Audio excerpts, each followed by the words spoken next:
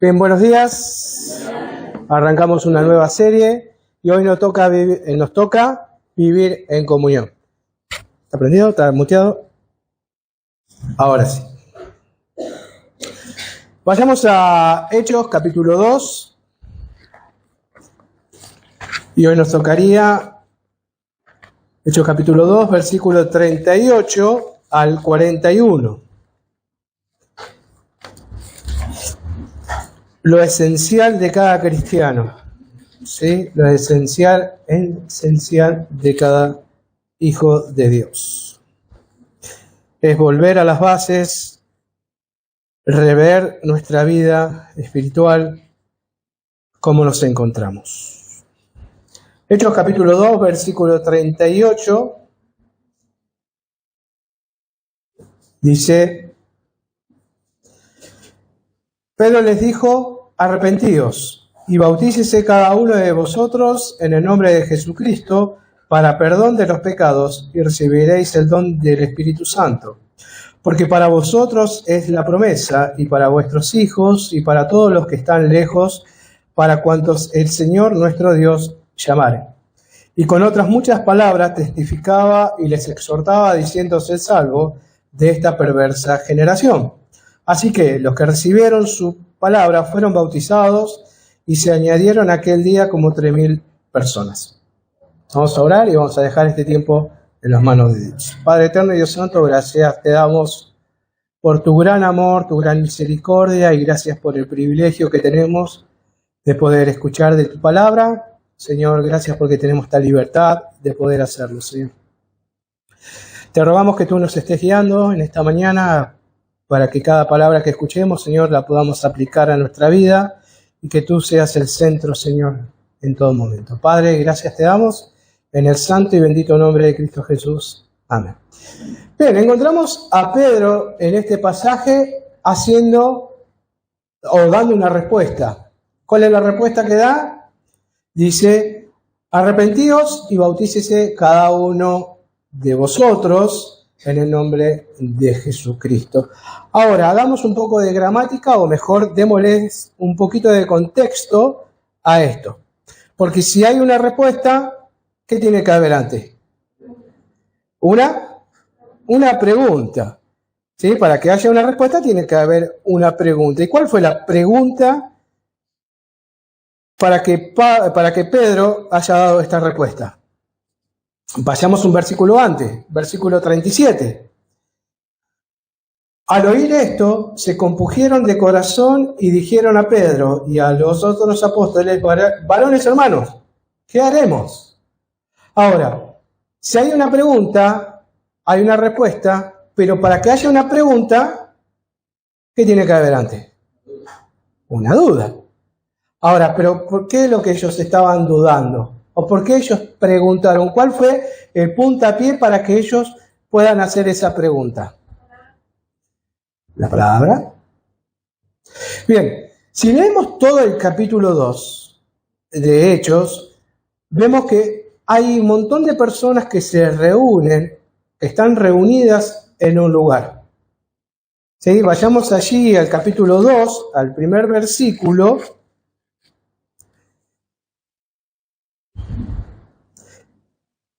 Y dice: cuando llegó el día de Pentecostés estaban todos unánimes, estaban todos juntos, no solo los discípulos, sino todos los judíos que vivían allí en cercanías y de países extranjeros. Ahora, ¿qué es lo que estaban haciendo en ese lugar todas estas personas?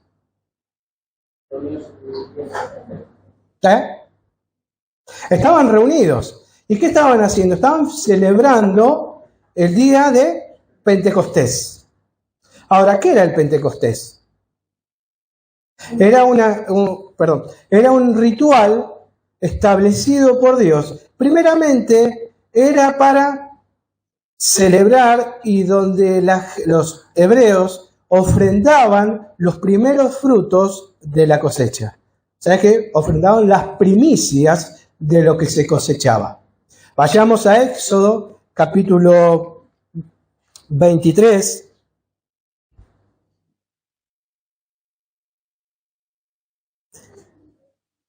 versículo 16, donde nos habla de esta fiesta o de este ritual que todo hebreo, que todo judío tenía que celebrar continuamente. Capítulo 23, versículo 16 de Éxodo dice: también la fiesta de la siega, los primeros frutos de sus labores que hubieses sembrado en el campo, y la fiesta de la cosecha y de la salida del año, cuando hayas recogido los frutos de tus labores del campo. Ahora, esta era una fiesta que se conmemoraba todos los años para dar gracias a Dios por la cosecha, por lo que ellos sembraban. Ahora, con el tiempo se cambió. Ya no se celebraba solo la cosecha, sino cuando Dios le da la ley a Moisés. Cuando Dios le da la ley a Moisés, se celebra este pacto que Dios hizo con los hombres o con su pueblo, y desde allí también se celebra esta fiesta. Ahora, ¿cuándo se celebra? Se celebra 50 días después de la Pascua. Son 50 días después de la Pascua, se celebra el ritual o la fiesta de Pentecostés. Y para entrar un poquito en el contexto, o para meternos en la historia, en este momento en el cual estamos leyendo capítulo 2 del libro de los Hechos, si son 50 días después de la Pascua, ¿a cuántos días estamos de que el Señor Jesús haya muerto y resucitado? 50 días. Y a 10 días de que el Señor Jesús fue ascendido a los cielos. ¿Se entiende? A ver, para explicarme mejor. 50 días desde la Pascua hasta Pentecostés. ¿Cuántos días tuvo el Señor Jesús después de haber resucitado? 40 días. Lo dice Hechos, capítulo 1, versículo 3. Vamos a leerlo. Capítulo 1, versículo 3 de Hechos dice: a quienes también, después de haber padecido, se presentó vivo con muchas pruebas indubitables, apareciéndoles durante 40 días y hablándoles acerca del reino de Dios. O sea, desde que el Señor Jesús murió hasta este momento en el libro de Hechos, capítulo 2, no fueron muchos días. Son 50 días. Y a 10 días después de que el Señor Jesús haya ascendido. Es un dato para tener en cuenta, es un dato que no está de más conocerlo. Para la cena, para el día de hoy, en el almuerzo en la casa, se comentó: che, ¿sabes qué? Algo más que podamos tener en conocimiento, ¿sí? De que esto fue 50 días después de que el Señor Jesús murió, resucitó, y 10 días después que el Señor Jesús ascendió. Ahora, en esta fiesta de de Pentecostés, era común ver a personas judías, a todos aquellos judaizantes que vivían, como dijimos, cerca de allí donde estaban, de donde se celebraba esa fiesta, hasta personas que vivían en los países alrededor. ¿Por qué? Lo vemos en Hechos, capítulo 2 también, cuando ellos empiezan a decir de dónde venían. Dice que algunos venían de Ponto, de Galacia, de los diferentes lugares, de Egipto, algunos venían de África, y cada uno dice que escuchaban hablar en su propia lengua. O sea que nos quiere decir que en este lugar estaban un montón de personas que venían de diferentes lugares, judíos que venían de diferentes lugares, que se reunían a celebrar la Pascua. ¿Y qué pasó en ese momento? ¿Qué pasó? Dice que descendió el Espíritu Santo. Y allí muchos recibieron el Espíritu Santo, y como señal de haber recibido el Espíritu Santo, empezaron a ser usados por el Espíritu Santo con el don que da el Espíritu Santo.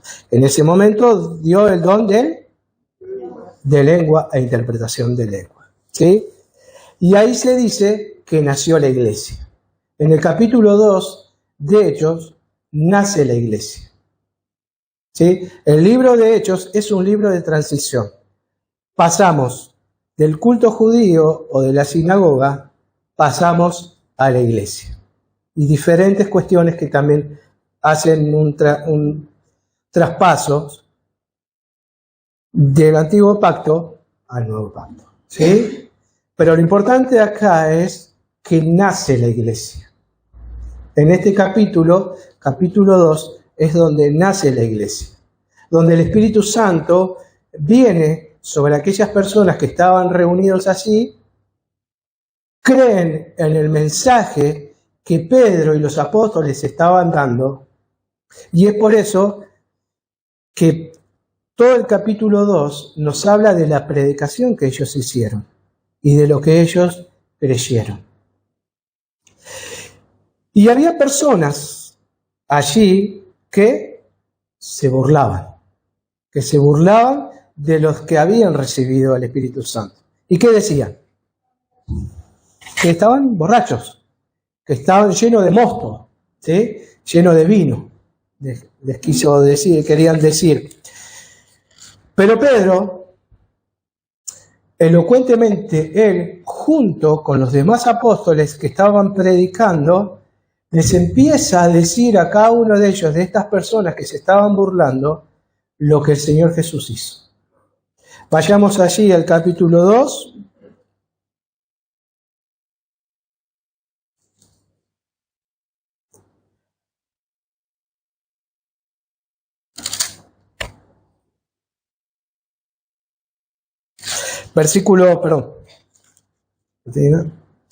Versículo 22 en adelante dice: varones israelitas, oíd estas palabras. Jesús Nazareno, varón aprobado por Dios entre vosotros, y con las maravillas, prodigios y señales que Dios hizo entre vosotros por medio de él, como vosotros mismos sabéis, a este, entregado por determinado consejo y anticipado conocimiento de Dios, prendisteis y mataste por manos de inicuos, crucificándole. Les empieza a predicar que Cristo no murió por capricho, solo por el capricho de los judaizantes, por capricho de aquellas personas que querían que sea crucificado, sino que murió. Cristo vino a este mundo a morir porque Él había establecido con Dios de que Jesús iba a ser el Salvador del mundo. Por el determinado consejo, dice. Por el determinado, que ya había sido determinado, que Cristo iba a venir a este mundo a morir por cada uno de nosotros. Gracias. Hoy lo voy a necesitar. Y esto es lo esencial del cristiano, de saber quién es el que murió por nosotros. ¿Por qué hoy nosotros podemos decir que tenemos vida eterna? Porque Cristo murió por nosotros en aquella cruz. Porque Cristo entregó su vida por cada uno de nosotros. Y más adelante, Pedro les dice, porque no hay otro nombre en el cual podamos ser salvos, sino que en el nombre del Señor Jesús. Porque no hay otro nombre dado a los hombres en que podamos ser salvos. Y este es el mensaje que ellos recibieron. Este es el mensaje que ellos escucharon. Y es por eso que ellos, dice en el versículo 37, compungidos de corazón, le preguntaron a Pedro y a los apóstoles, ¿qué podemos hacer? ¿O qué tenemos que hacer? Y Pedro les dice, arrepentidos. Dice, y bautícese cada uno de vosotros en el nombre de Jesucristo para perdón de pecados, y recibiréis el don del Espíritu Santo. Ahora, gracias. Ahora, ellos tenían que saber muy bien qué es lo que estaban haciendo en ese lugar. ¿Por qué? Porque supuestamente eran personas religiosas. Eran personas que estaban reunidos celebrando un ritual que el Señor había establecido ya hace muchos años. Y ellos, año tras año, iban cumpliendo con este rito. Y ellos eran personas supuestamente religiosas que tenían que conocer la palabra de Dios. Tenían que conocer la ley, tenían que conocer los rituales, obviamente, lo estaban cumpliendo, pero ellos tenían que conocer al pie de la letra las palabras de Dios. Ahora nosotros, como hijos de Dios, ¿cómo estamos con el crecimiento en el conocimiento de la palabra de Dios? ¿Cómo estamos? Si tuviésemos que decir algunos versículos de memoria hoy, ¿cuántos sabríamos? O nada más nos acordamos lo que aprendimos en un tiempo y hoy por hoy ya dejamos ese hábito de aprender versículos.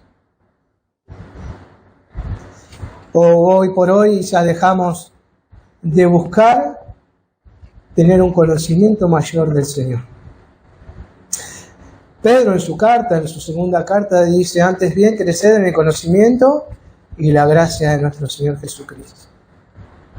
Es un mandato que tenemos cada uno de nosotros, de crecer en lo espiritual. Y es un mandato que tenemos cada uno de nosotros como hijos de Dios, de crecer en lo espiritual y de conocerle cada día un poco más. ¿Para qué? Para que el día que estemos en prueba podamos salir victoriosos y podamos decir, como nuestro Señor Jesús dijo: escrito está, escrito está. Y así pudo vencer al tentador. Y si hoy se nos presentara el tentador a cada uno de nosotros en nuestra vida, ¿cómo sería? Yo siempre digo, o hay una frase que la inventé yo y que no le doy autorización a nadie para que la diga, ¿no?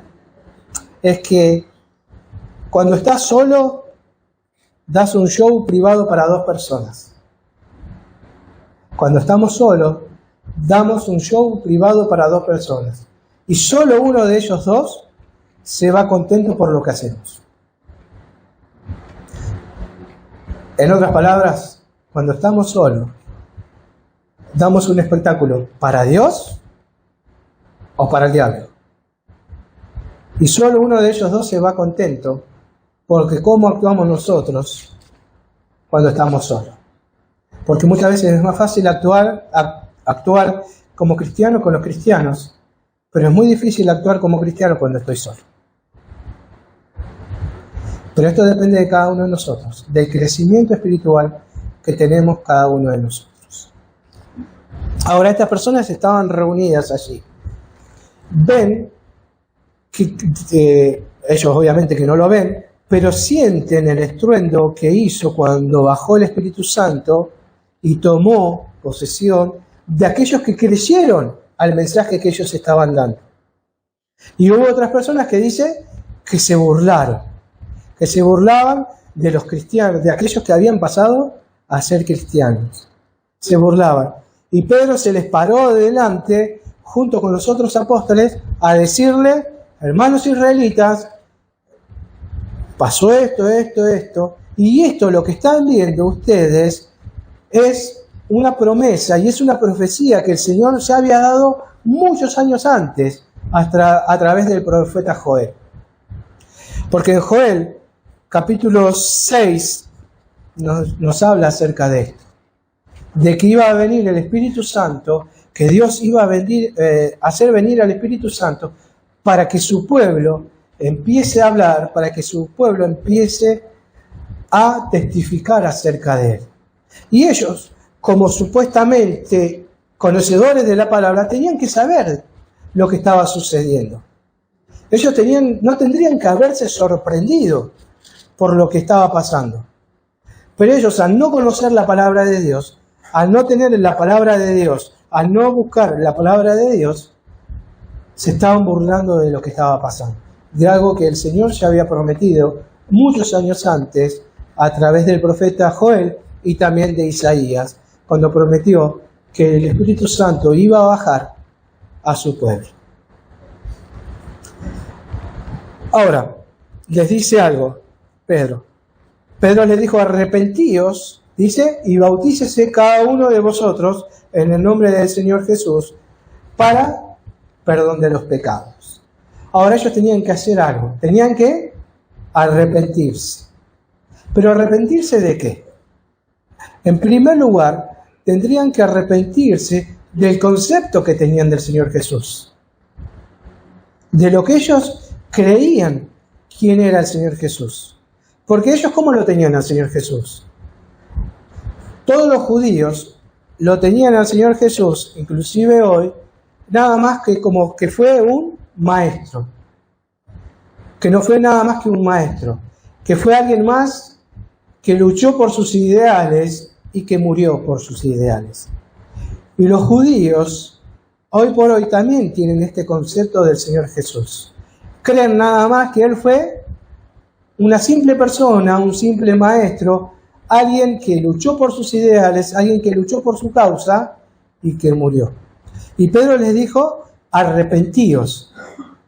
En primer lugar, se tenían que arrepentir del concepto que ellos tenían acerca del Señor Jesús.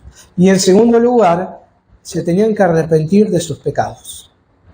Obviamente, como hicimos cada uno de nosotros, cuando hemos recibido al Señor Jesús, lo hicimos arrepintiéndonos de nuestros pecados y cambiando nuestra vida.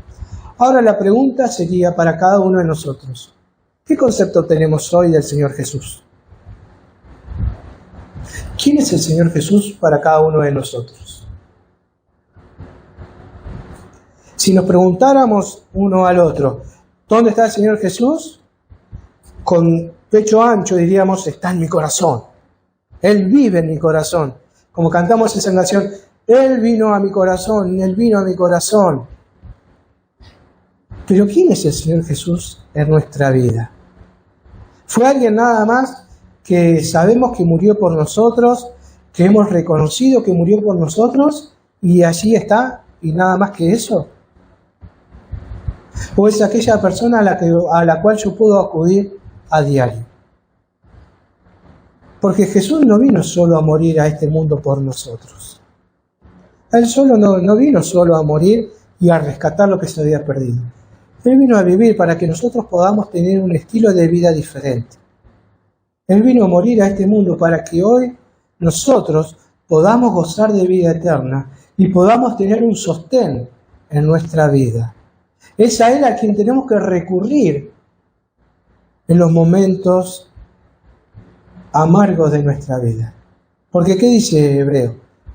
Acerquémonos pues confiadamente ante el trono de su gracia para hallar el oportuno socorro. Que el Señor Jesús no sea nada más que un amuleto que lo usemos cuando estemos necesitados, sino que sea a quien día a día y diariamente recurramos en todo momento. En primer lugar, dándole gracias por lo que Él hizo por nosotros. Dándole gracias por lo que Él hizo. Él no vio lo que era ante nosotros, sino que Él vio lo que podía hacer por nosotros. ¿Y qué es lo que podía hacer por nosotros? Morir por nosotros en aquella cruz. Y Él hizo eso por nosotros. Y en segundo lugar dice, bautícense. Otra versión dice, Pedro les dijo, arrepentíos de sus pecados y por ende, bautícense. Y si hay algo que nos caracteriza que nos tiene que caracterizar a cada uno de los cristianos, es el bautismo. Ahora, ¿qué es el bautismo? El bautismo es una señal, no de salvación, pero sino es una señal que damos nosotros al mundo de que somos salvos. El bautismo es una demostración al mundo de que yo soy salvo. Es una demostración que yo doy a las personas de que he creído en el nombre del Señor Jesús, de que he creído en su mensaje, de que ahora soy hijo de Dios y por eso cumplo con el mandato que Él da, que Él se bautice. Y esto también es imprescindible para todo cristiano que quiera formar parte de ser miembro activo de una iglesia, tiene que bautizarse. Y déjame decirte algo, Si sos un hijo de Dios, si vos sos un hijo de Dios, has creído en el mensaje, has creído en la predicación de Cristo, has creído que Cristo murió por vos en la cruz, que entregó su vida, y no te querés bautizar, déjame decirte que estás en desobediencia, que no estás obedeciendo a lo que Dios nos pidió. No estás obedeciendo al mandato de Dios. Porque Cristo, cuando dio la gran comisión, dijo: id y haced discípulos a todas las naciones y bautizad. Ahora, como hijo de Dios, lo primero que tengo que hacer después de haber creído en Él es bautizar. Es demostrar al mundo que yo soy un hijo de Dios a través del bautismo, a través de cumplir con el mandato que Él nos dio. Si yo como hijo de Dios no me bautizo o no quiero bautizarme, estoy en desobediencia a Dios. No estoy cumpliendo con lo que Él nos mandó a cada uno de los creyentes. Pedro les dijo: arrepentíos y bautícese cada uno de vosotros en el nombre de Jesús para perdón de pecado. Arrepiéntanse para el perdón de pecados. Y por ende, bautícense para demostrar que son hijos de Dios. Y no es condición para la salvación el bautismo, ¿sí? Porque recordemos que el que fue crucificado al lado de Jesús fue salvo. ¿Se bautizó? No, porque no lo bajaron para bautizarse y lo volvieron a subir. No es condición, pero sí es un testimonio ante el mundo, y es un testimonio personal que cada uno de nosotros da de que sois un hijo de Dios. El versículo 39 dice: porque para vosotros es la promesa. Ahora, ¿cuál era la promesa? El Espíritu Santo. Porque le dice: para ustedes es la promesa y para vuestros hijos. O sea, que quiere decir, para la descendencia de ustedes es la promesa del Espíritu Santo. Y dice: ¿para qué? ¿Para quién también más? Para los que están lejos. Y ahí se refiere a nosotros, a los gentiles, a los que no pertenecemos al pueblo de Dios. También es la promesa. También es la promesa para cada uno de nosotros. Y gracias a Dios que cada uno de nosotros, los que hemos recibido a Cristo en nuestro corazón, hemos sido bautizados por el Espíritu Santo. Ahora, el bautismo del Espíritu Santo no es algo que sucede posterior a la salvación. No es algo que sucede con el tiempo. No, es automáticamente. Recibo al Señor Jesús en mi corazón, reconozco que soy un pecador, automáticamente el Espíritu Santo viene a mi vida. Es automático. No es algo que con un proceso que se da con el proceso del tiempo. No, es automático. Lo que sí también viene con el Espíritu Santo, cuando recibimos el Espíritu Santo, los dones que Él nos da, o el don que Él nos da a cada uno de nosotros. Eso sí, con el tiempo vamos a ir dándonos cuenta cuál es ese don que el Espíritu Santo nos dio, y con el tiempo, progresivamente, lo vamos a ir desarrollando. Pero el bautismo del Espíritu Santo es en el momento de la conversión. Porque dice: porque para vosotros es la promesa del Espíritu Santo, y para vuestros hijos, y para todos los que están lejos, para cuantos el Señor Dios llamare.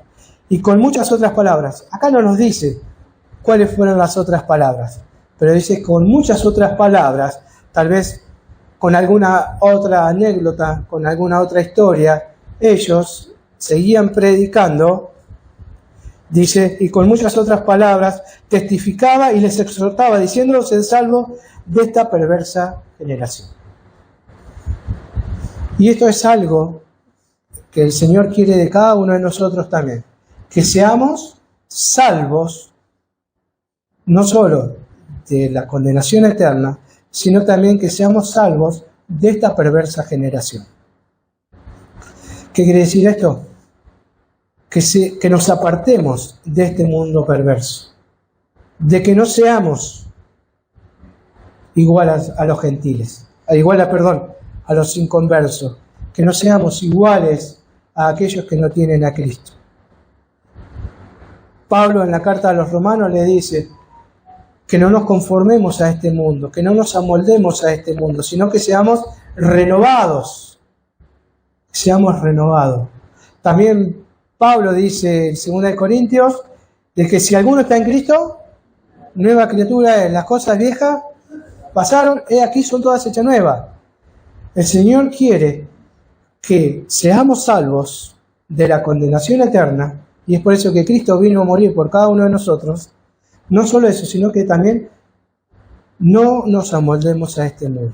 No busquemos ser igual a este mundo. ¿Por qué? Porque no pertenecemos a este mundo. Somos peregrinos y extranjeros que vamos camino al cielo. En el camino tendremos pruebas, luchas, pero depende de cada uno de nosotros, del que tenemos que volver a lo esencial de la vida cristiana, que es a las bases del cristianismo. Ver cómo está mi corazón, ver cómo estoy yo espiritualmente, y así poder seguir en el camino. Dice, para que sean salvos de esta perversa generación. Así que los que recibieron su palabra, dice, fueron bautizados. Los que recibieron su palabra fueron bautizados, dieron testimonio de lo que había pasado con ellos. Los que recibieron su palabra fueron bautizados y dieron testimonio de su nueva vida.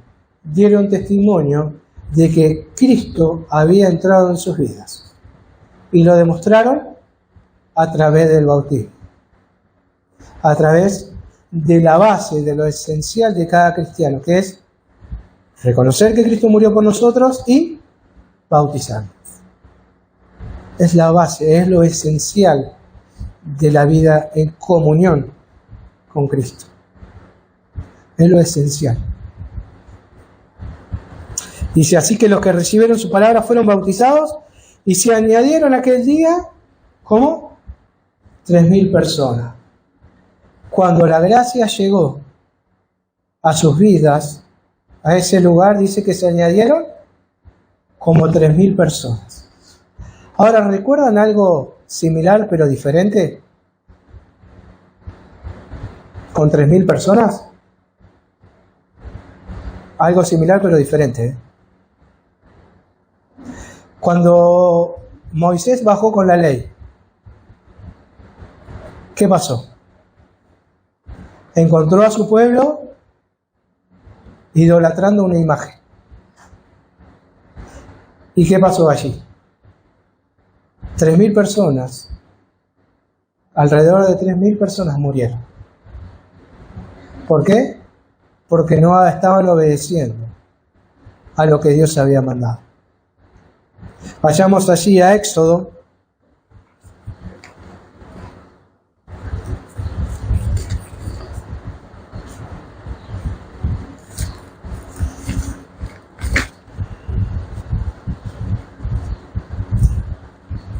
(32)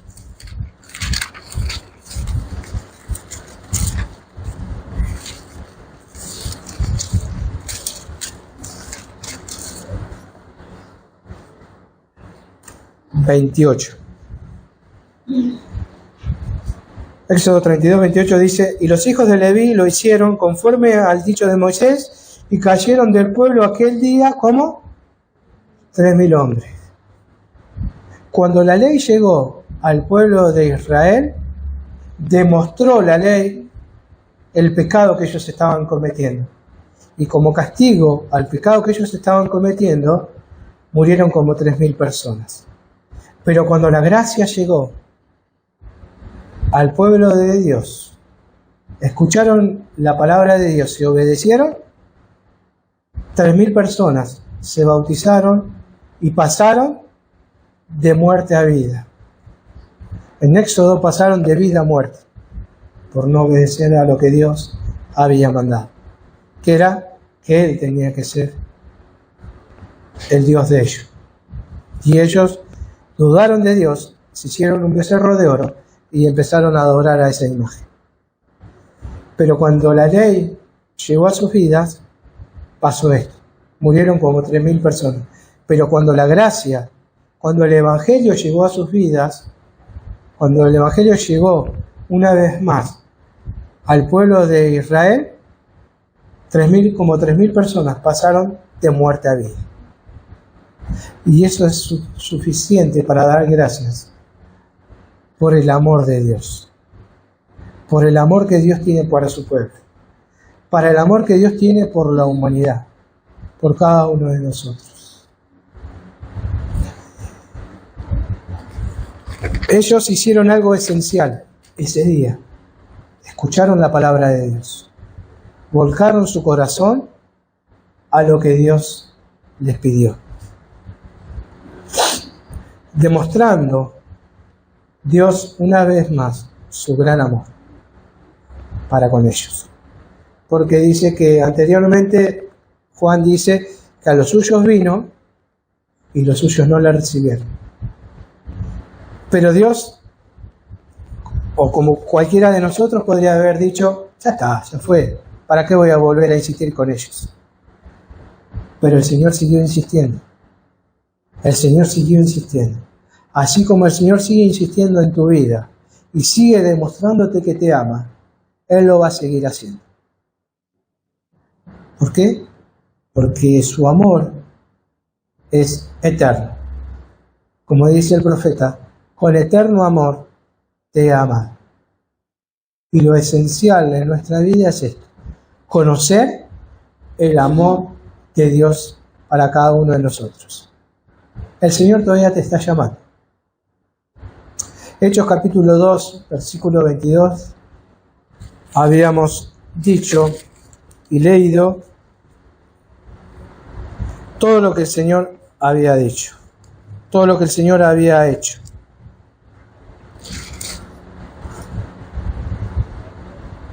Y si tenemos que buscar en nuestra vida y ver si soy un hijo de Dios o no.